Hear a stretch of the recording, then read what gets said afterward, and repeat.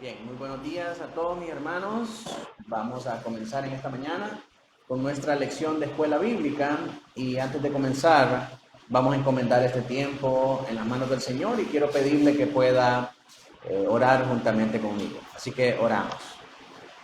Padre nuestro que estás en el cielo, Señor, te damos gracias en esta mañana por este día. Gracias, Señor, por permitirnos como tu iglesia congregarnos, Señor, en este lugar, en tu nombre, traídos por tu Espíritu Santo, Señor, para poder celebrar culto a tu nombre. Gracias por nuestra salud, gracias por nuestra vida, gracias por tus provisiones abundantes, Señor, que nos permiten ahora poder estar acá para compartir con nuestros hermanos. Señor, en esta mañana queremos pedirte que puedas hablar a nuestros corazones, que nos puedas guiar, Señor, por medio de tu palabra, para aprender, Señor, cómo corregir a nuestros hijos cuando se salen del camino, Señor, o cuando transitan por un camino torcido. Y asimismo, Señor, que esta enseñanza pueda servir para nosotros mismos, para que al leer y escudriñar las Escrituras, Señor, podamos ser mantenidos en tu camino, Señor, y que podamos ser convencidos de pecado por medio de tu Espíritu Santo cuando nos salimos de ese camino, Señor, y que seamos guiados nuevamente, Señor, hacia ti.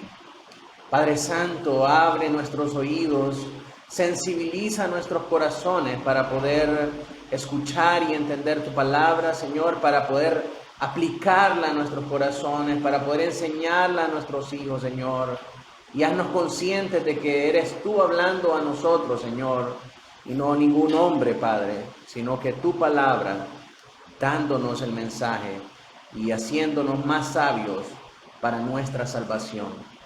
En el nombre de Jesús oramos, amén y amén.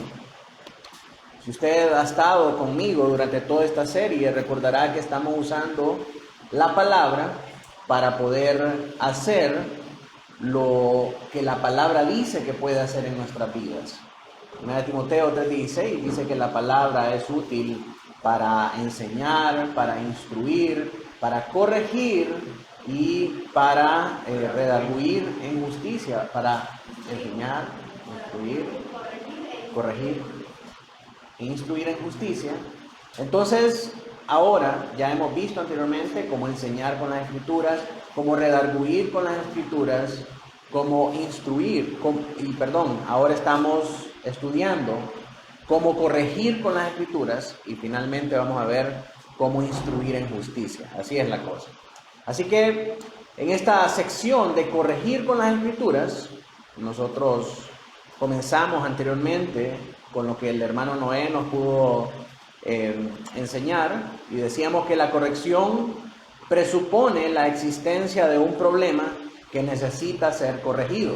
No se puede corregir a alguien que está haciendo las cosas bien. Por lo tanto, la corrección viene en el momento en que se presenta un problema. Y en esto la Biblia es útil para poder enderezar lo que está mal en la vida de las personas. Ya sea que empezaron por el camino equivocado o se descarrilaron del camino correcto. La Biblia nos ayuda entonces a enderezar lo torcido, conformándonos al carácter de Cristo a través de la corrección. Es decir, si hay algo en nuestra vida que está torcido, si hay algo en nuestra vida que no se conforma al carácter de Cristo, la Biblia nos va a ayudar a ver el carácter de Cristo y enderezar nuestra vida conforme a la vida del Señor Jesucristo, que es el máximo estándar de comportamiento al que nosotros debemos llegar. Nunca, mis hermanos, el punto de referencia va a ser el pastor, van a ser otros pastores, otros siervos de Dios, otros personajes de la Biblia. Siempre nuestro estándar, nuestro punto de referencia va a ser el Señor Jesucristo, porque Él fue perfecto en todo. Entonces, compararnos con el pastor, compararnos con otros pastores, compararnos con otros personajes de la Biblia, son grasos errores en nuestra vida, porque son personas falibles, ¿verdad? Aunque muchos personajes en la Biblia podemos identificarnos con ellos, ¿verdad? En cierto momento fueron usados por el Espíritu del Señor, pero todos, absolutamente todos, mostraron debilidades, todos mostraron falencias.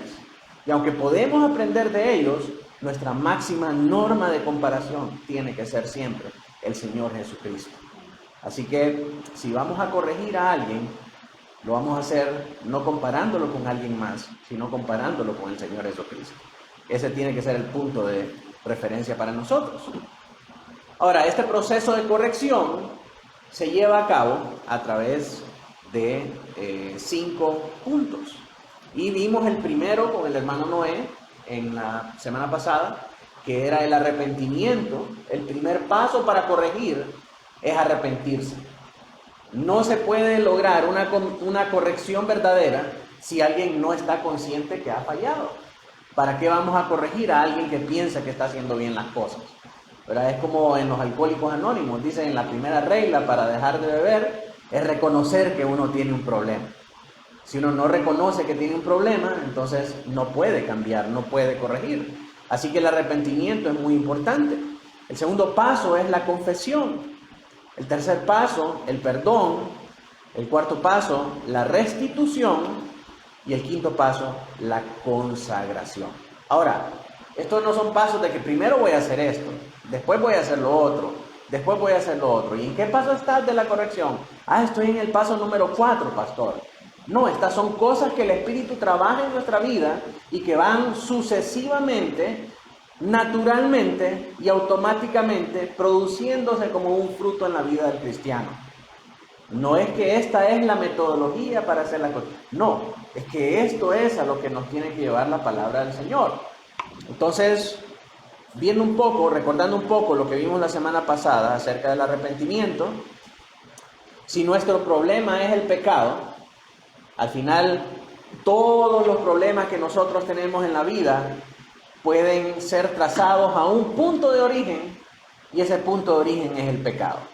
¿Por qué tenemos discusiones en nuestros hogares? A causa del pecado. Nuestro pecado nos lleva a hacer cosas en contra de nuestros familiares. Nuestro pecado nos lleva a comportarnos de una manera errática. Nuestro pecado nos lleva a no valorar a la otra persona. Nuestro pecado nos lleva a ser indiferentes ante Dios. Así que la raíz de nuestros problemas siempre es el pecado en el corazón del hombre. Si ese es nuestro problema, nosotros tenemos que saber que la solución es que Jesús murió por nosotros para que nosotros pudiéramos ser liberados del pecado. En términos teológicos, eso se conoce como justificación. El proceso por el cual nosotros somos libres del pecado por medio de que la justicia de Cristo es aplicada a nuestra vida. Y ahora, después de haber muerto por nuestros pecados, pagado por nuestra liberación y hacernos libres del reino del pecado, Él nos faculta por medio del Espíritu para poder ser conformados a su imagen y a su semejanza. Una persona del mundo no puede, aunque quiera, no puede lograr esto. Porque primero tiene que hacer el Señor Jesucristo el milagro del nuevo nacimiento en su corazón para cambiar su corazón y hacerlo ver su propio pecado, su necesidad de ese Salvador, clamar a Dios para que le dé la justicia de Cristo y luego que el Espíritu Santo lo saque de su error, lo saque de su pecado y lo lleve hacia conformarse a la imagen de Cristo. El hombre natural, el hombre mundano, no quiere nada con Dios, no quiere parecerse a Dios. Le parece aburrido venir a la iglesia y escuchar a un hombre desgarrarse la garganta pensando que eso es aburrido, que a quién le importa. El hombre natural no puede ni quiere saber nada de Dios. Y de esa manera sabemos si alguien es cristiano o no. Un cristiano que en el momento del culto no está poniendo atención, simple y sencillamente no es cristiano. Es mundano, no ha nacido de nuevo, necesita clamar a Dios para que Dios le dé perdón y le permita nacer de nuevo. Entonces, Cuando el Espíritu Santo nos faculta a nosotros nacer de nuevo y comprendemos que somos pecadores, que necesitamos a Dios, el Espíritu Santo guía a los cristianos verdaderos nacidos de nuevo a apartarse del pecado y a buscar más de Dios. Mientras que el hombre mundano va a seguir deleitándose en sus prácticas de pecado. Esto en términos teológicos se conoce como santificación. Y este cambio en nosotros es el propósito principal del arrepentimiento. La corrección bíblica comienza por guiarnos hacia el arrepentimiento. Entonces, ¿cómo es la Biblia útil para guiarnos al arrepentimiento?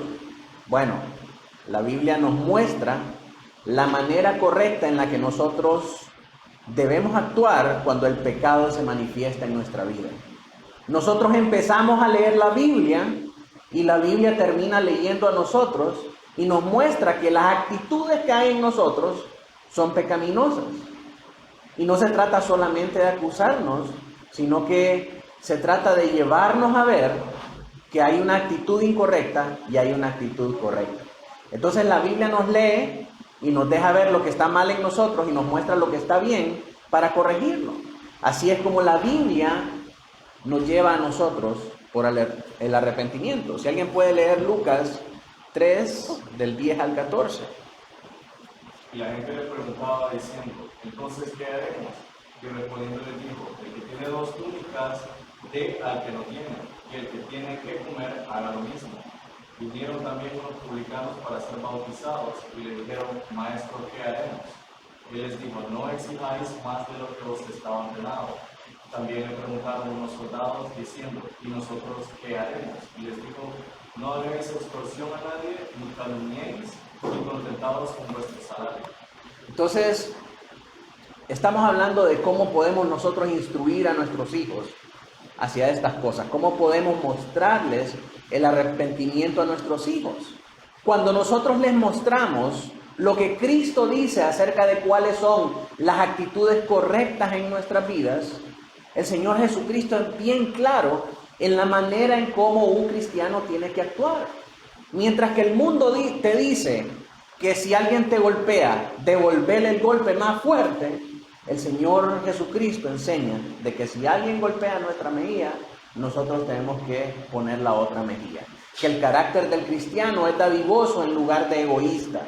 Que el carácter cristiano es considerado de los demás con tal de ganarlos y de presentarles el Evangelio y la nueva vida en Cristo para que pueda ser atractiva para ellos.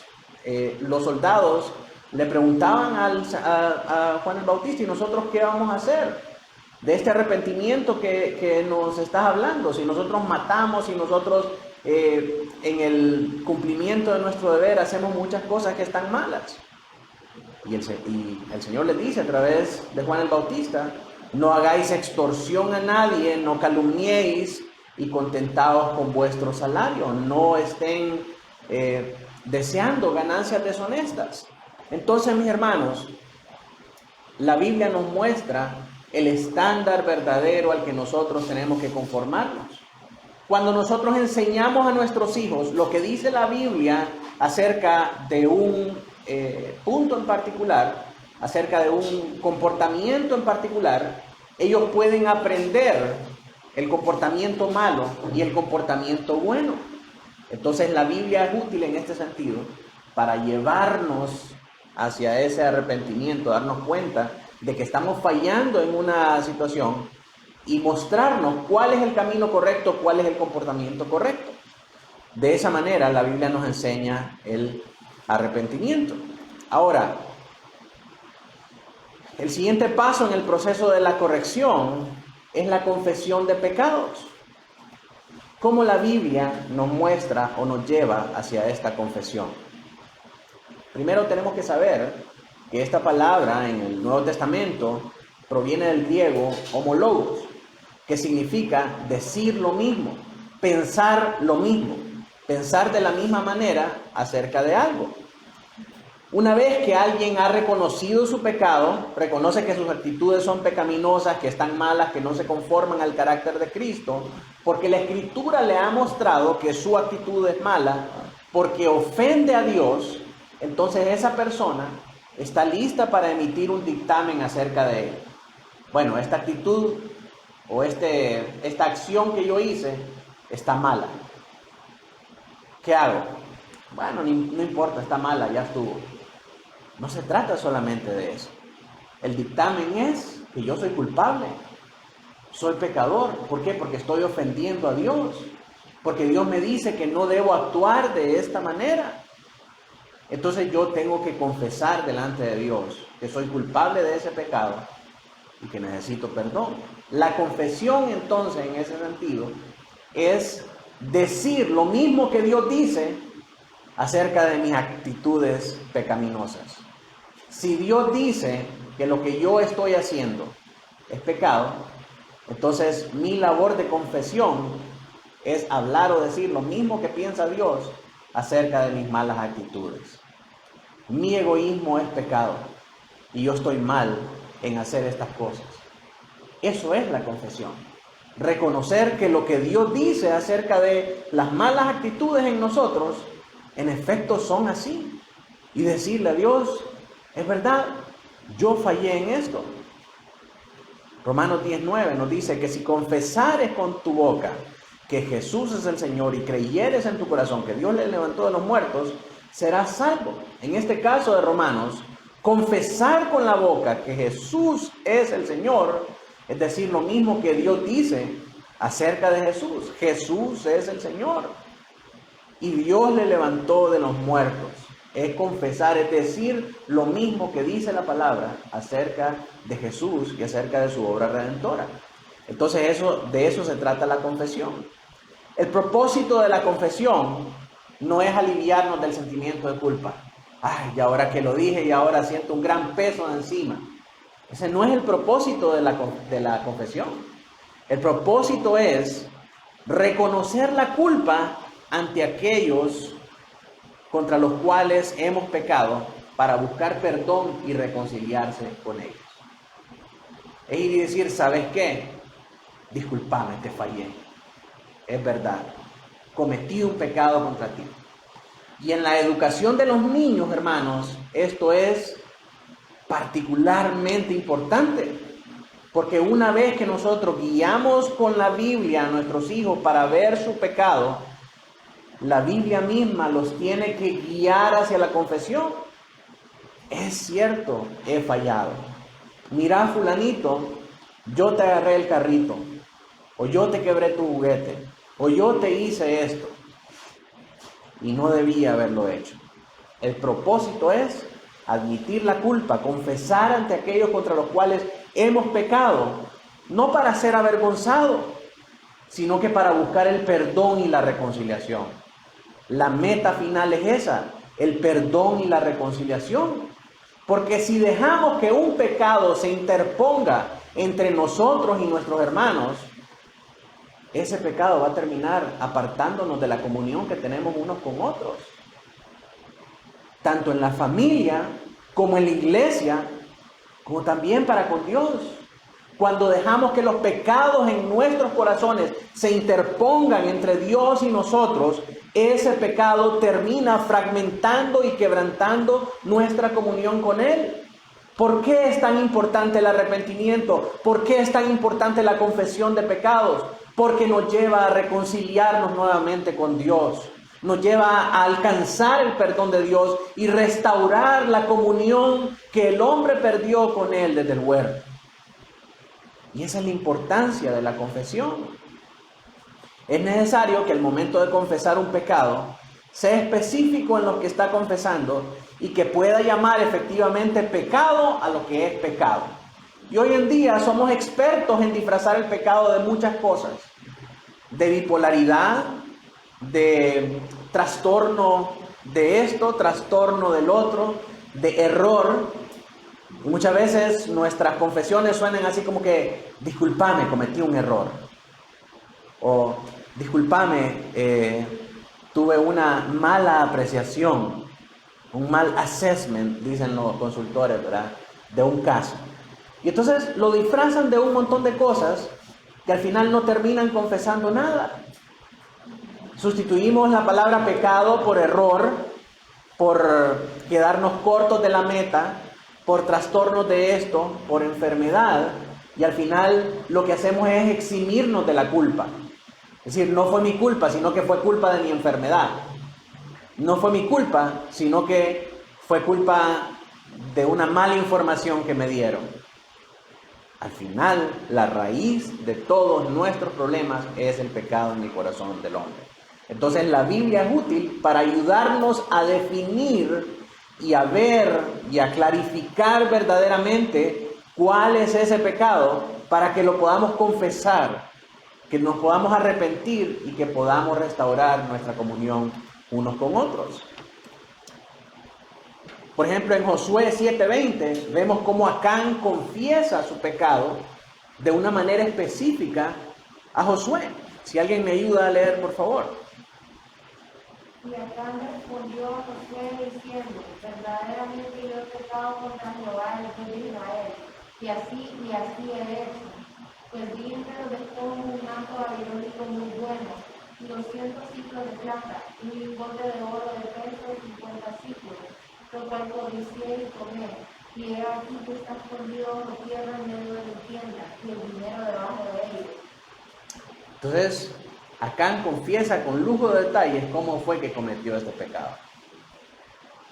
Obviamente, si estamos hablando acerca de inmoralidad, no vamos a ser específicos acerca de todas las cosas que una persona hizo en un lecho sexual, sino que el propósito es llegar a la raíz del pecado. Si el pecado fue adulterio, llamarlo adulterio. Si el pecado fue fornicación, llamarlo fornicación. Si el pecado fue orgullo, llamarlo pecado de orgullo. Si el pecado fue brujería, llamarlo pecado de brujería y adivinación. ¿Me entiende? Tenemos que llegar a la raíz del asunto y definir claramente cuál es el pecado que estamos cometiendo. Si es egoísmo, es egoísmo. Si es chisme, calumnia, difamación, llamarlo como es. Llamarlo como es. Entonces, en el caso de Acán, el pecado era de idolatría. El pecado era de codicia. Codiciar lo que no le era lícito tener. Idolatrarlo al final en su corazón, porque lo estimó como más preciado que Dios.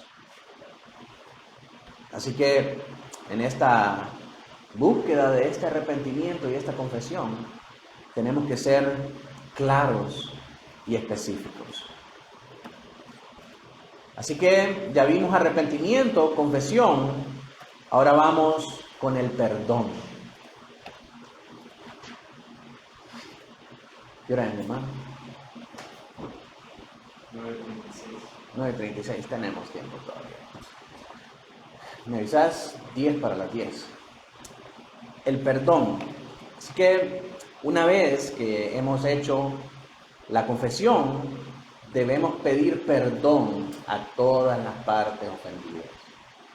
No solamente al Señor, sino que también a las personas que hemos ofendido. Decir lo siento muchas veces no es suficiente. Ay, mira, perdona. A veces nos quedamos cortos con una simple respuesta. Entonces, ¿de qué se trata el perdón bíblico? La meta final, nos muestra la Biblia, es la reconciliación. Pedir perdón a todas las personas que ofendimos de corazón. Y esta es una transacción entre dos personas, en la que una pide el perdón y la otra otorga el perdón para dar el asunto por terminado. La meta superior o la meta última es la reconciliación de las personas. Uno pide perdón, pasando obviamente por arrepentimiento y confesión, porque el problema cuando no pasamos por arrepentimiento y confesión es que hacemos del perdón algo superficial. Ah, no, sí, tienes razón, perdonar. Pero realmente no hay arrepentimiento en el corazón. Realmente no hay confesión de pecado. Realmente no hay una intención de dejar de hacer las cosas para dejar, uno, de ofender a Dios y dos, de ofender a la otra persona. Entonces hay muchas personas que tienen la práctica superficial de admitir la culpa y pedir perdón como que si nada pasa.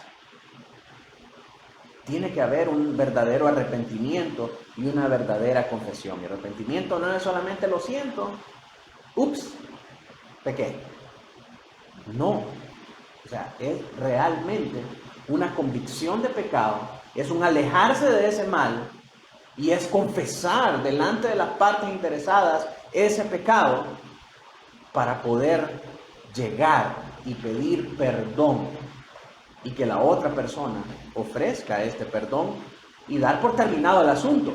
No es que lo va a seguir sacando cada vez que se enoja, no es que va a seguir recordando cada vez que sucede una situación similar. Solo disculparse no garantiza la promesa de perdón de la parte ofendida.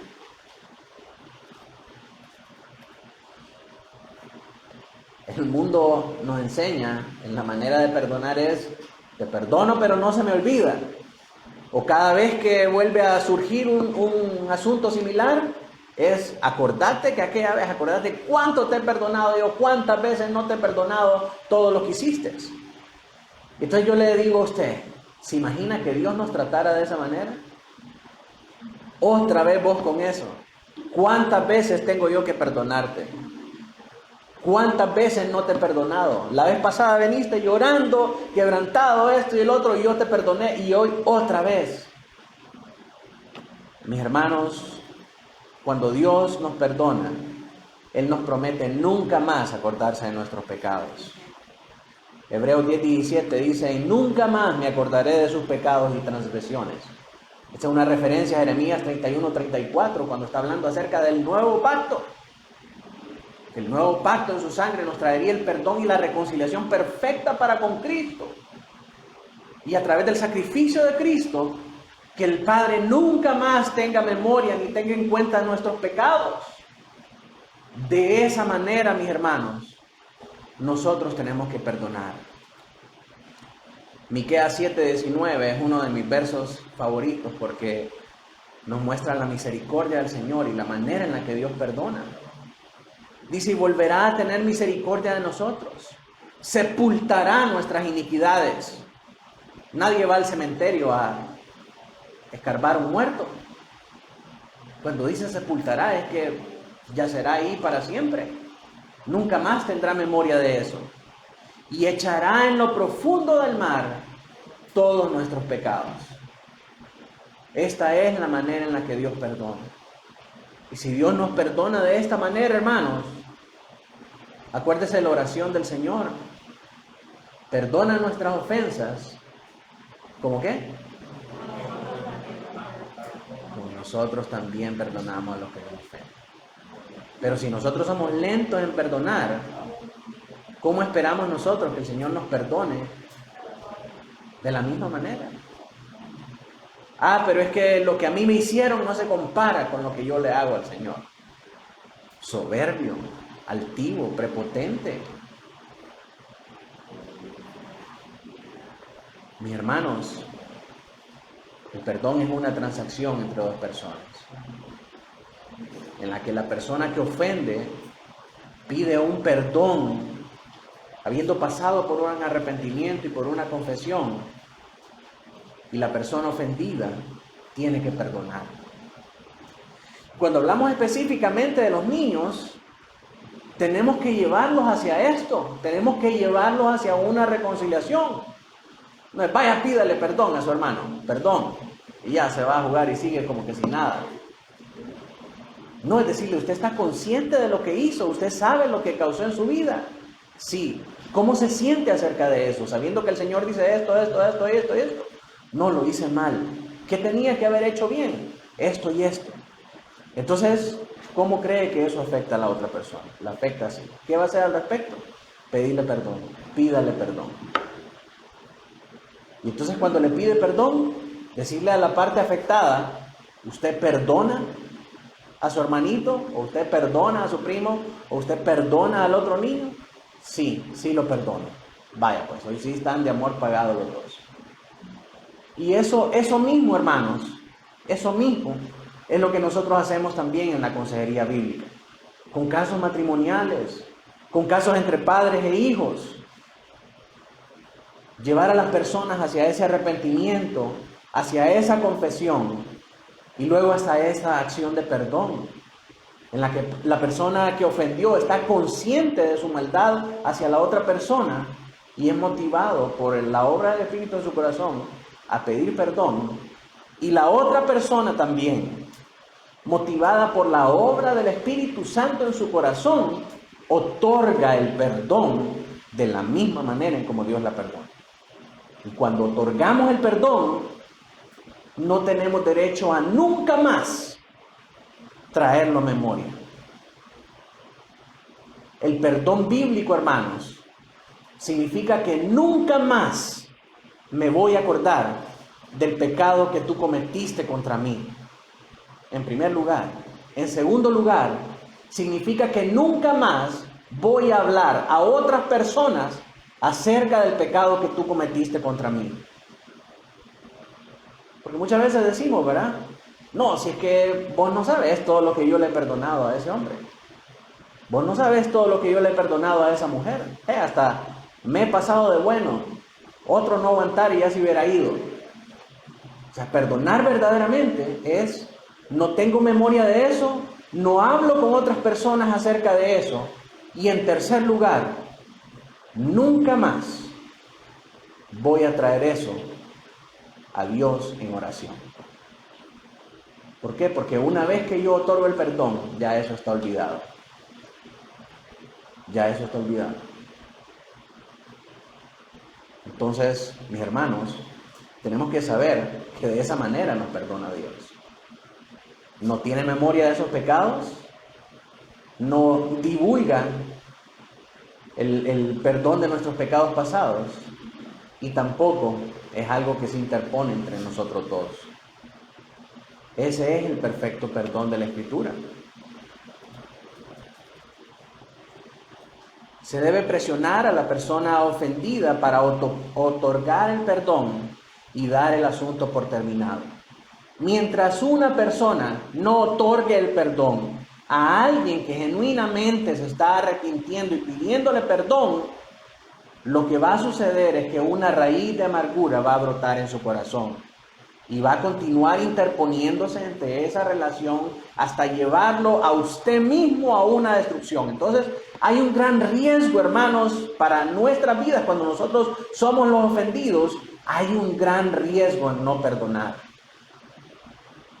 Así que es necesario que cuando hay un pecado, que cuando hay una ofensa entre dos personas, principalmente con nosotros en la iglesia, como familia de la fe, que nosotros podamos llegar a este punto de perdón para reconciliarnos.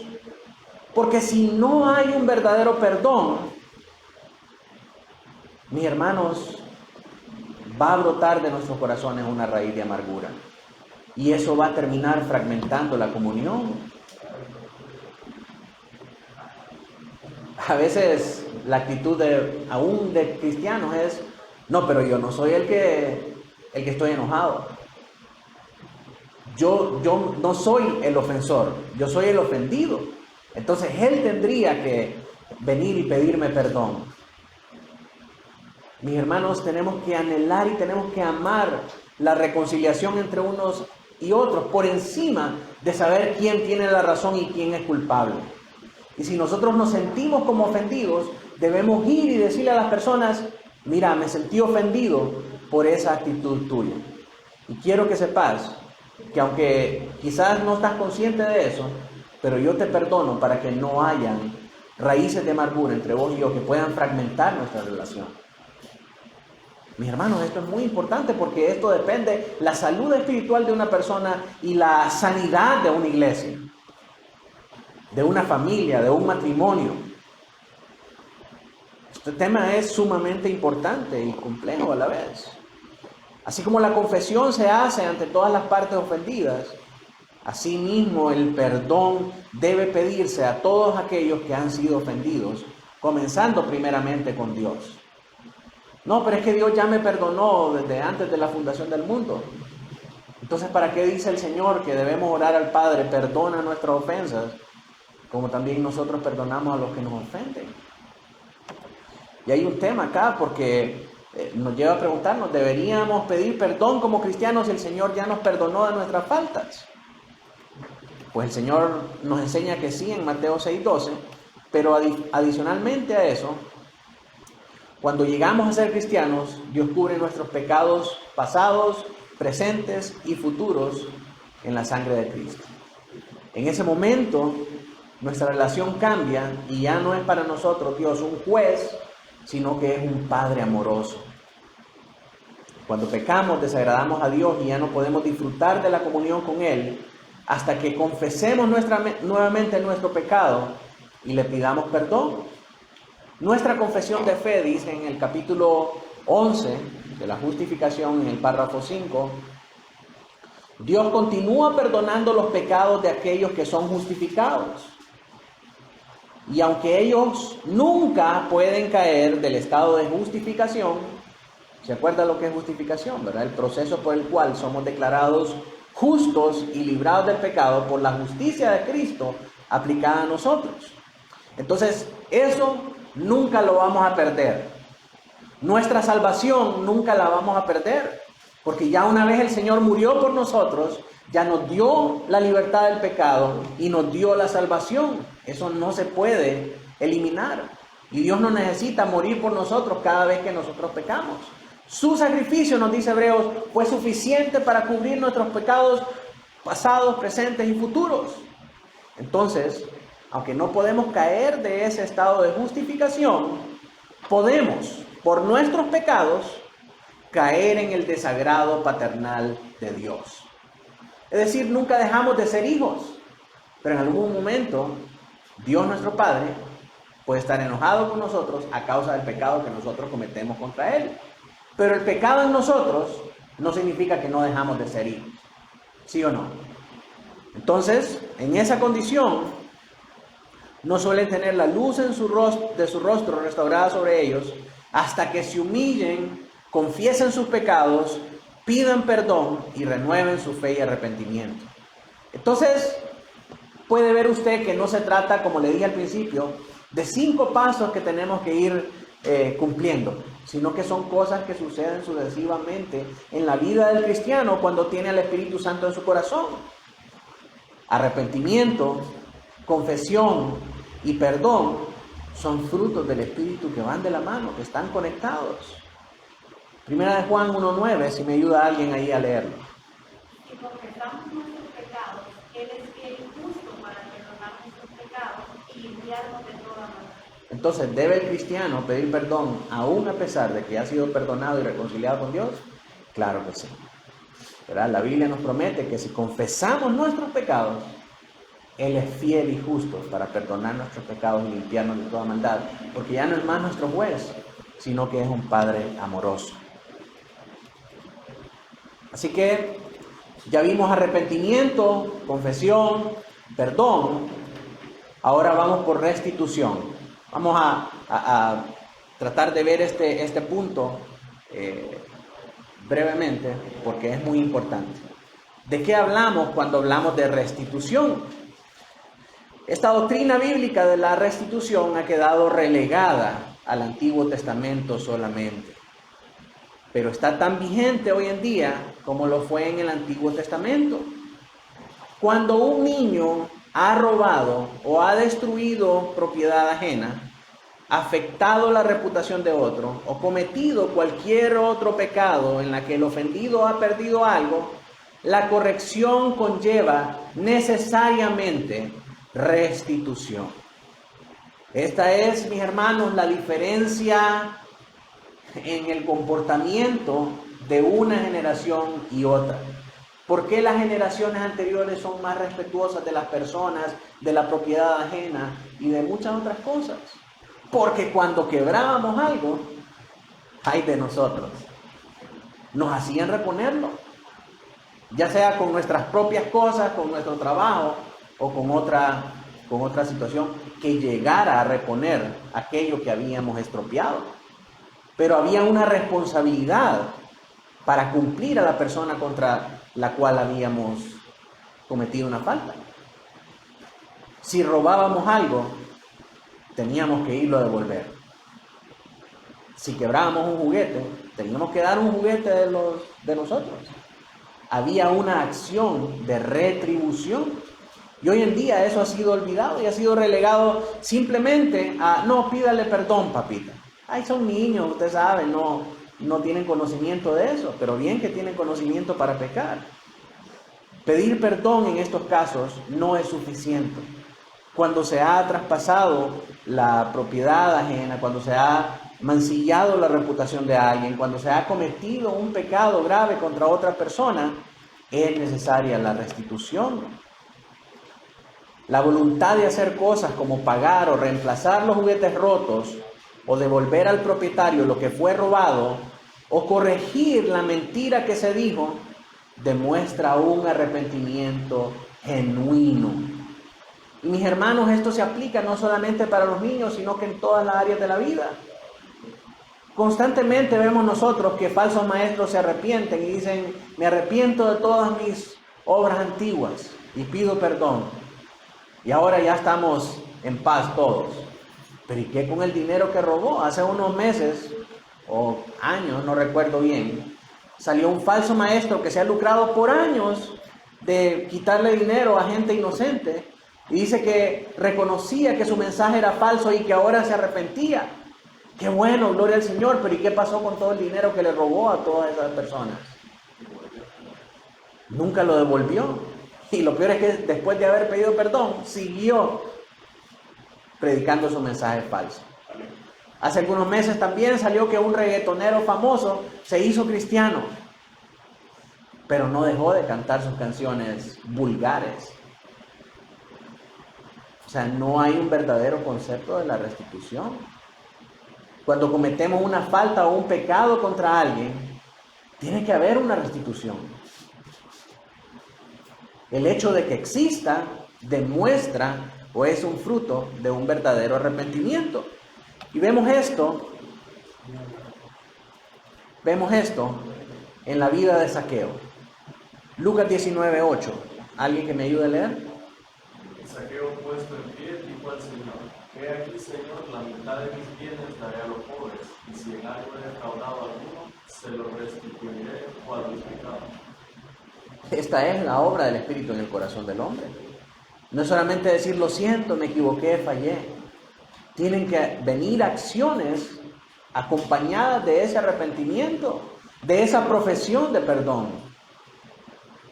Zaqueo, al darse cuenta que era culpable de estafar y de robar a gente inocente, al ser confrontado por el Señor Jesucristo, él mismo dice, si a alguien le he robado, se lo voy a restituir 4 veces más. ¿Se da cuenta qué importante es esto? Así que, ¿qué hora es, hermano? 4 para las 10. Un último pensamiento acerca de esto es, si nuestros hijos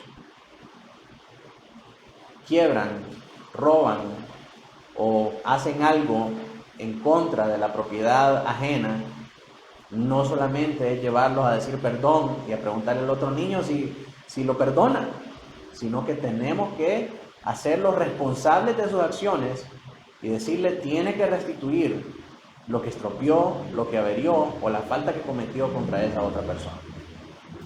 Mis hermanos, la falta de esta corrección, la falta de esta acción correctiva hace que muchas personas miren el perdón como algo superficial, como algo innecesario y que sean indiferentes y con falta de empatía a las cosas de los demás.